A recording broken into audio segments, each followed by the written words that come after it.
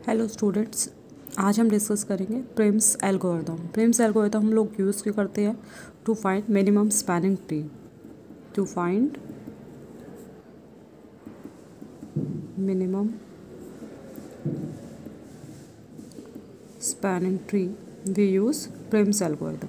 अब Prim's algorithm में हम क्या कंसिडर कर रहे हैं? We are starting from a particular node, उसे हम बोल देते हैं रूट नोड। ओके, तो suppose in this example we have root node as vertex ए।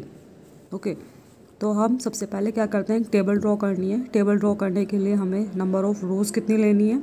जितने नंबर ऑफ़ वर्टिसेस हैं +2। ओके, नंबर ऑफ़ कॉलम्स कितने लेने हैं? जितने नंबर ऑफ़ वर्टिसेस हैं +1। ओके, तो यहाँ पर लिख लेते हैं col is equal to vertices +1 and rows is equal to vertices +2। Okay, number of vertices +2।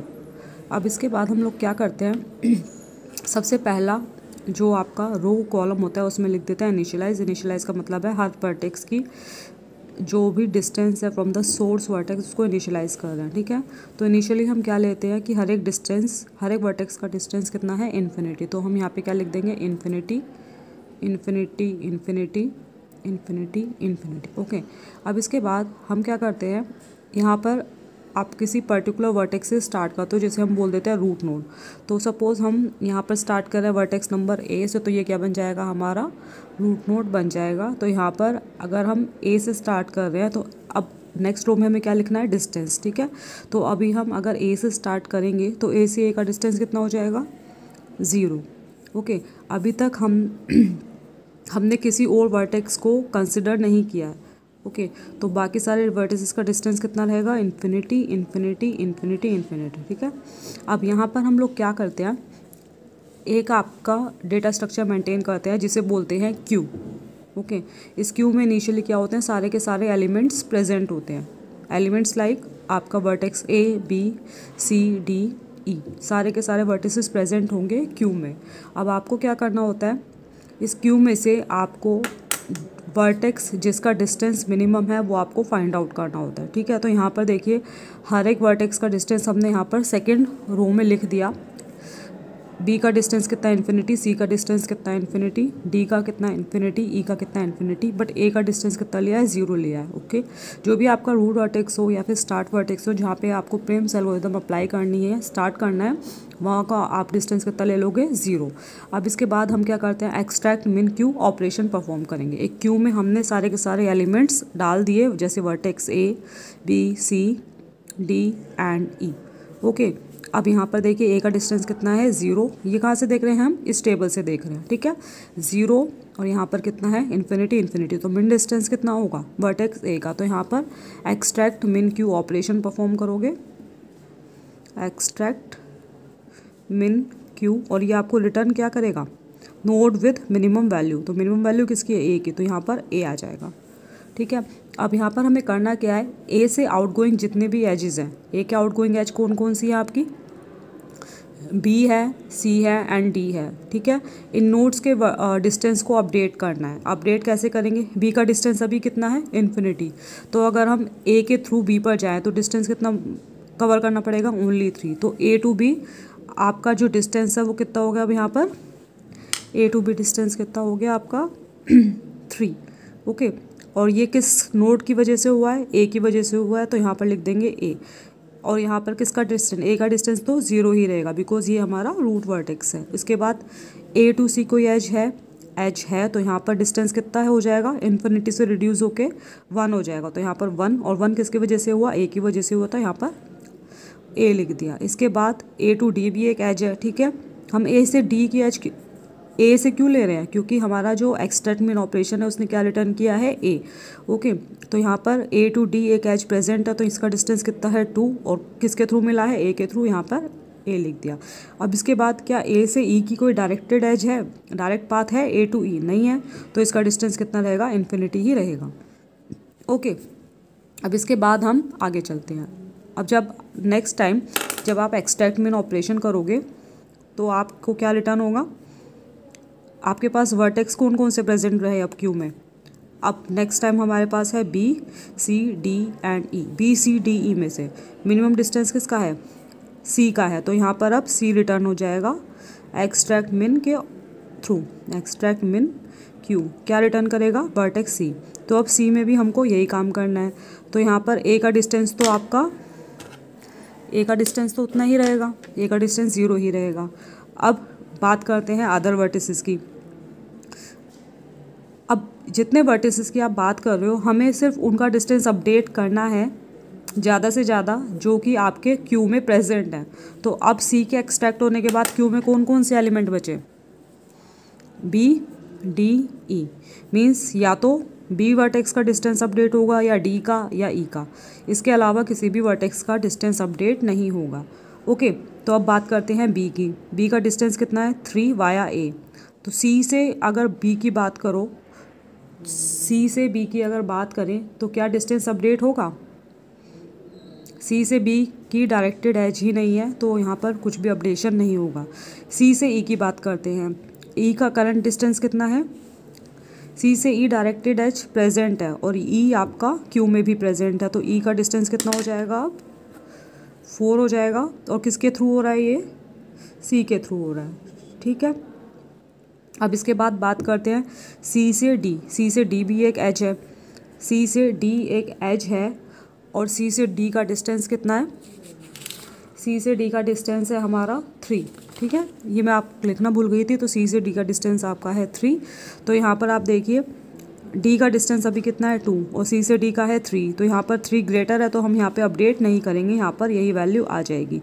अब इसके बाद सी टू ए एक एज प्रेजेंट है बट ए और आपका क्यू में प्रेजेंट नहीं है, तो ये आपका डिस्टेंस एज इट इज़ रहेगा। अब बात करते हैं सी टू ए हो गया, सी टू डी हो गया, सी टू ई हो गया, तो ये हमारा काम कंप्लीट हो गया वर्टेक्स सी के लिए। रिमेनिंग वैल्यू आप एज इट इज़ लिख सकते हो।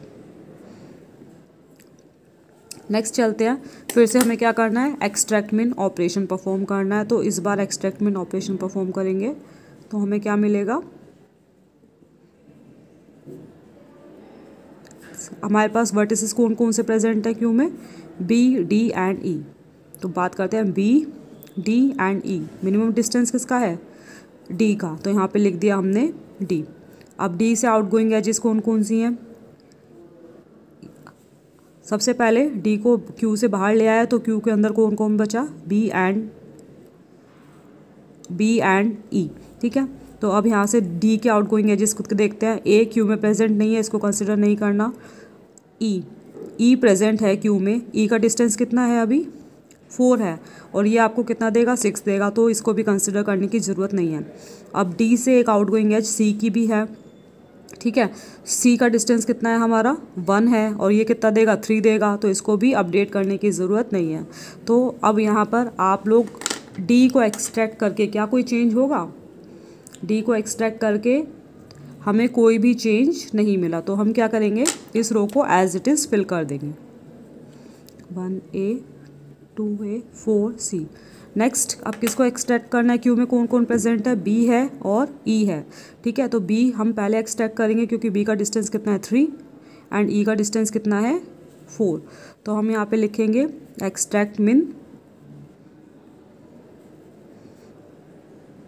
क्यू और यहाँ पर अब क्या आ जाएगा हमारे पास, बी और ई में से किसको चूज़ करेंगे, पहले बी को चूज़ करेंगे। अब बी को जब चूज़ किया हमने तो क्यू में क्या क्या बचा, सिर्फ ई बचा है। तो यहाँ पे देखते हैं क्या बी से ई पर जा रहे हैं हम, डिस्टेंस कितना मिल रहा है, B to E distance is 5। Already यहाँ पर कितना स्टोर्ड है, 4 स्टोर्ड है, तो यहाँ पर कुछ भी चेंज नहीं होगा। तो यहाँ पर लिख देते हैं 4C 2A 1A 3A।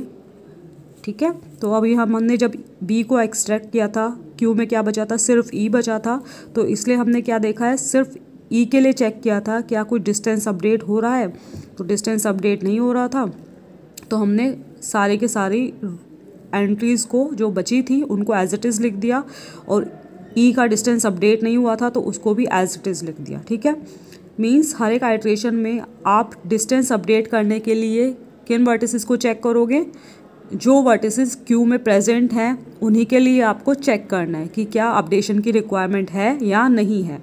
Okay, अब क्या करेंगे, एक्सट्रैक्ट मिन किसको, अब क्यू में क्या बचा है, सिंगल वर्टेक्स बचा है, दैट इज़ वर्टेक्स ई। इसको एक्सट्रैक्ट करेंगे तो यहाँ पर क्यू में क्या बचेगा, 5 बचेगा। 5 मीन्स क्यू में कुछ भी नहीं है, तो इस वर्टेक्स ई के एक्सट्रैक्ट होने के बाद क्या कुछ अपडेशन होगा, कोई वर्टेक्स है ही नहीं जिसमें अपडेशन होगा, तो यहाँ पर ये आपका जो आएगा ये आ जाएगा फाइनल डिस्टेंस हर एक वर्टेक्स का from the source vertex. Okay, तो अब यहाँ पर जो एंट्री मिली है लास्ट रो में उसका यूज़ कैसे करेंगे वो देख लेते हैं। ये था आपका इनपुट ग्राफ जिसका आपको एमएसटी फाइंड आउट करना था। ओके, तो ए से हमने स्टार्ट किया, बी क्या कह रहा है कि ए से यहाँ पर लिखा है बी का डिस्टेंस कितना है 3, और ये क्या कहलाता है, प्रेडेसेसर नोड। ठीक है, बी का डिस्टेंस कितना है 3 और ए इज़ अ प्रेडेसेसर नोड, तो बी अगर बात करें तो ए कहाँ आएगा, बी से पहले, तो एक एज हमने इस तरीके से बना दी। नेक्स्ट क्या कह रहा है कि डिस्टेंस इज़ 1, सी का डिस्टेंस कितना है 1 और प्रेडेसेसर नोड क्या है हमारा, ए है। ठीक है, तो हमने सी से ए की एक एज ड्रॉ कर दी, सी से ए। ओके, नेक्स्ट क्या है, distance is 2 and प्रेडेसेसर node is a, तो ए से डी की भी एक एज ड्रॉ हो जाएगी। इसके बाद ये क्या बोल रहा है, distance is 4 and predecessor of E is C, predecessor of E is C, तो ये आपका बन गया एमएसटी। ठीक है, तो इसको अलग से बना लेते हैं।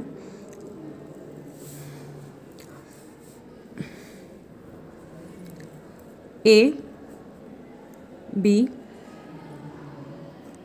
डी, यहाँ पर सी, ओके, एंड सी टू ई। तो एमएसटी का कॉस्ट अगर हम बात करें तो कितना आया यहाँ पे, 3 + 1 4 6 और +4 10। यहाँ पर भी आप देख लीजिए एक बार वेरीफाई करने के लिए, 3 2 1 एंड यहाँ पर कितना है 4, तो total MST cost is equal to 10। तो इस तरीके से आप क्या कर सकते हो, प्रिम्स एल्गोरिथम के थ्रू एमएसटी फाइंड आउट कर सकते हो। Okay, thank you.